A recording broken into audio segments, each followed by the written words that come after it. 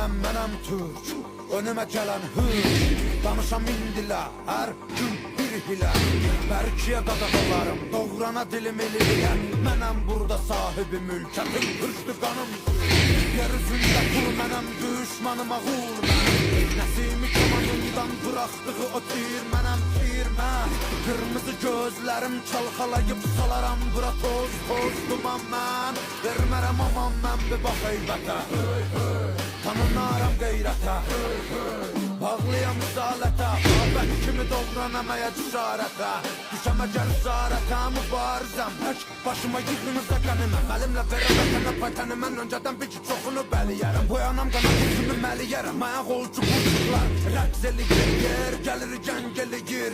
Əlim tüfəngimə